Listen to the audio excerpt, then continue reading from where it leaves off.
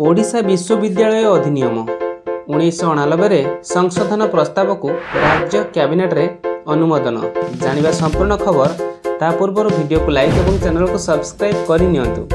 ओडिशा विश्वविद्यालय अधिनियम 1998 संशोधन प्रस्ताव को राज्य कैबिनेट रे मंजूरी मिली। राज्य रे उच्च शिक्षा व्यवस्था को सुदृढ़ करने पई राज्य सरकार को एक गुरुत्वपूर्ण पदक्षेप ग्रहण करिसेंति। विश्वविद्यालय गुड़िकरे एकाडेमिक उत्कर्ष गुणात्मक गवेषणा पई अधिकरू अधिक छात्र छात्री को उच्च शिक्षा प्राप्ति दिगरे समस्यार समाधान करने एही संशोधनर लक्ष्य रही।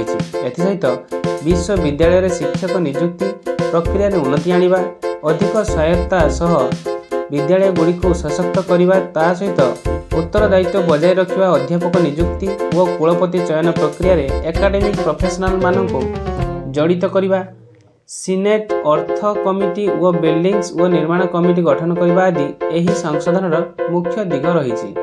ता सहित यही आईन संशोधन करी राज्य सरकार शिक्षक नियुक्ति प्रक्रिया को सरल करने सह कोर्ट मामला हेतु शिक्षक नियुक्ति आनिथिबा स्थाणुता को दूर करने को लक्ष्य रखिछन्ति। नियुक्ति पई अधिक स्वच्छ और समय सीमा बद्ध प्रणाली सृष्टि करने को यही परिवर्तन गुड़ी को परिकल्पना कराଯାଇଛି।